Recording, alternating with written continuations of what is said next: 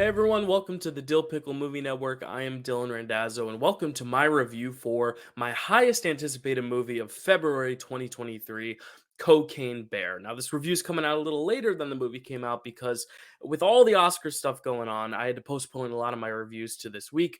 But because of that, you guys get to see a new review every single day of the week. Yesterday, I put out my review for 4 films that were released under the January horror umbrella. And in the upcoming 3 days to follow, I will be giving reviews for Creed 3, Scream 6, and Shazam 2. But today, we're talking about Cocaine Bear. And Cocaine Bear is such an interesting animal. No pun intended. It's such an interesting film because a lot of people have seen it, and I feel like there's almost been like two exact polar opposite reactions. You have some people who are saying it's stupid, it's silly, it's not that funny, and I didn't enjoy it, I didn't laugh, which is totally fair, totally valid. Then you have the other camp, which is like, this is a cult classic, masterpiece, silly, so bad it's good, crazy. Get high off your ass and watch this movie filmmaking. And I'm somewhere in the middle of those two camps. I don't think it's the greatest thing since sliced bread, but I also don't think it's a waste of time either. I actually found myself really enjoying this film in the theaters, and I will talk a little bit more on my own personal theatrical experience and why I think this film may be working for some more than others. The film does follow several different people as they all kind of consolidate in this national park. You have Keri Russell's character, who plays a mother to a young girl played by Brooklynn Prince. So good to see Brooklynn Prince in another thing. I loved her in the Florida Project years ago, and I don't think I've seen her in anything else, at least not notably in a big role. So it's great to see her acting again. But you have Keri Russell playing this mom who is basically looking after her daughter when her daughter decides to go into the woods and ditch school basically to go paint this waterfall that she's been wanting to paint. She has a good relationship with her mom, but she doesn't necessarily love her mom's choices when it comes to relationships. So their relationship is not tarnished, but there's a little bit of animosity there. And you see how the mother kind of teams up with this little girl's friend to kind of find this young girl in the forest once all the chaos ensues. Then you have another subplot dealing with Alden Ehrenreich's character, who's going through his own personal loss, mourning someone very close to him. His father is played by the late, great Ray Liotta, and he is basically a drug lord who is looking for this lost cocaine that was dropped out of a plane and landed into the national park where all this chaos ensues. And how exactly the cocaine gets to that park, it happens in the very first scene, but it would not be fair of me to spoil it for you because it had one of the most genuinely amazing reactions out of my crowd when it happened. How you see the cocaine get from the plane to the park is so jaw-droppingly shocking and also kind of hilarious, but also kind of morbid that I do not want to spoil it for you. But all this cocaine is in the park, and Ray Liotta, to get his son out of his shell, to get his son to move on from his loss, and to just get his son to work for him again and get back into the family business, sends him along with his friend David, who's played by O'Shea Jackson Jr., into this forest, into this national park to kind of get all the cocaine for Ray Liotta, so Ray Liotta can keep all his business prospects up. And then you have another subplot with some other characters, including Margo Martindale's character, Ranger Liz, who is the MVP of the film, if you ask me, who is trying to impress Peter, Jesse Tyler Ferguson, someone who runs a lot of the areas of the parks. And you start to see their little subplot because they get involved in other people's subplots. And then there's a gang of misfit teenagers who come to stir up trouble, but then get involved. You have one of my favorite subplots involving Bob, played by Isaiah Whitlock Jr., a national treasure that man is, who basically drives all the way to this national park after he gets a little bit of info tipped to him at a bar that there may be something going on in the national park. So he's also there. And the thing is, all these different plots work fine on their own, but they're all connected by one thing, and it is the titular bear itself.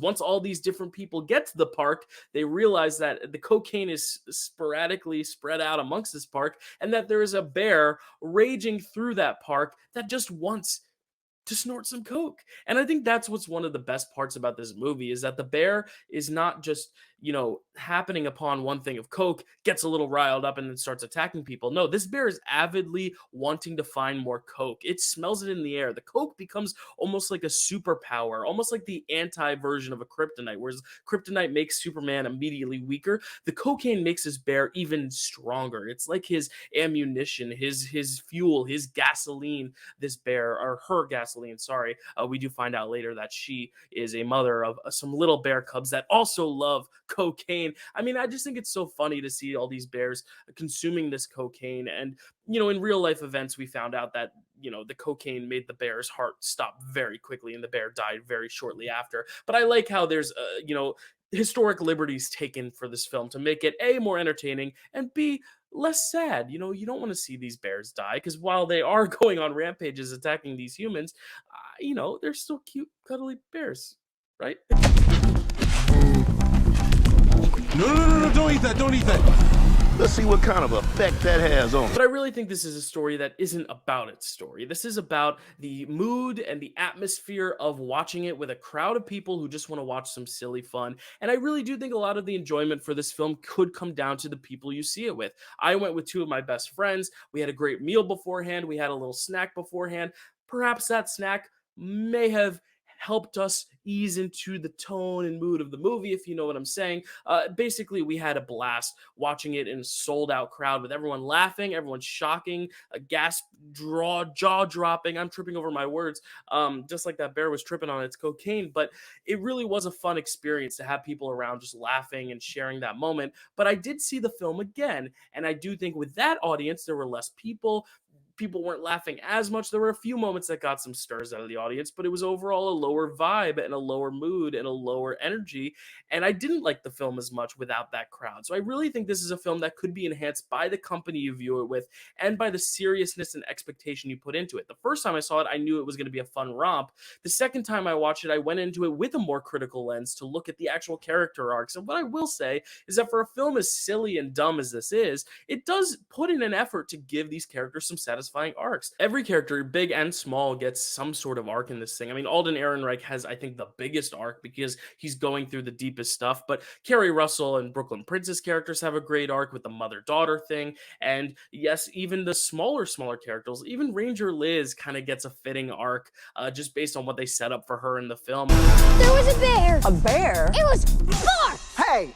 That's inappropriate. Yes, this isn't a film that is going to be like a best screenplay contender or even an awards contender in any category. But I do think it's something that does at least go the extra mile to try to say something and give the characters some sort of fulfilled arcs, which can't be said about a lot of films of this breed. I think of the Sharknado movies, and they really don't try to push character at all. And I think a lot of people don't love the Sharknado movies because it almost intends to be a bad film. Here, I don't think they set out to make a bad film. I knew they set out to make a campy film and a cheesy film, but I think they actually wanted to try to find some heart in this thing. And while it's very seldom seen in comparison to all the craziness going on, I think there is still something in there to chew on that makes this more than just a straight to video kind of throw it on late night at a sleepover type movie. And you can absolutely do that. And I do think the biggest merits of this film are the crazy, silly bits with the bear, especially when it gets to actually go into gore horror territory. I think there's actually genuinely good moments of horror in this thing too. There's a great sequence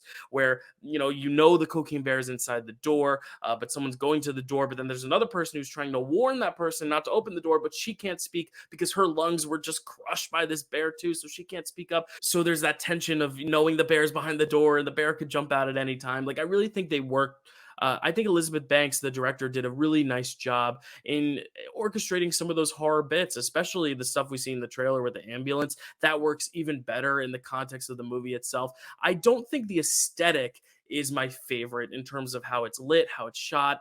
It feels a little bit cheap in its presentation, but again, this isn't a film that is there to win Oscars for cinematography or editing, and I think the editing and cinematography is probably a little subpar, and that is where I'd probably dock the film. But in terms of just overall enjoyment and overall fun and just kind of enjoying something with people you enjoy laughing alongside, this is a really fitting film for that criteria. And I think when I look back at the most fun experiences I've had in the theater in 2023, I think this is going to be somewhat high on the list. Not the best, but definitely a fun time. And I do recommend it if you just want to have a fun time and don't want to go into it with such a critical lens. And I just got to say, Ray Liotta, this is a really fun way to go out with your career. And it's really sad that we didn't get to see more work from him, but he really gets to lean into some great stuff that he became famous for, like the kind of grittier, tough guy stuff. It's really nice to see him just get those moments to shine and really stand out in a film with already so many good actors. I mean, there's really great actors in this thing. They elevate the material even when the material is lacking. So it's not a home run, but I do think it is a success for what it's trying to be. So that's my recommendation for Cocaine Bear. As I said, you can stick around for the channel for the next few days for other reviews for Creed 3, Scream 6, Shazam 2, and more reviews coming throughout the year. I want to get really good about posting more reviews in general than I did last year. I know I was lacking last year, but if you want to see some reviews for the Best Picture nominees of last year, an upcoming episode of Picture This is coming out where myself and my co-host Chadwick Webb will be reviewing all 10 of the Best Picture nominated films from last year and ranking them and giving our thoughts on the Oscars again. So check that video out if you're like, oh, Dylan, I still want to hear your Avatar review, your Fableman's review. That'll be where you can find those. It will be coming in the next few days. And I also wanted to give out a special shout out to these amazing folks who helped donate during the 24-hour subathon to get their names shown on these videos, but also who continue to show their support by liking, commenting, sharing all these videos, and just being general positive forces that help me and make me feel encouraged to make these videos all the time. Thank you to all of them. And thank you all for watching this video. If you want to like and subscribe to this channel, it would greatly help the channel continue to grow. It's been amazing to see all the growth so far this year, and I can't wait to see it go further, even further and further as the year goes on. So thank you so much. Go enjoy Cocaine Bear. Don't consume any actual cocaine when you do. Have a good time watching it if you decide to watch it. And if you have seen it, let me know down below what you thought of it. And thank you so much. I'll see you tomorrow with a review for Creed 3. Until then, I was Dylan. That was Cocaine Bear. Have a good one.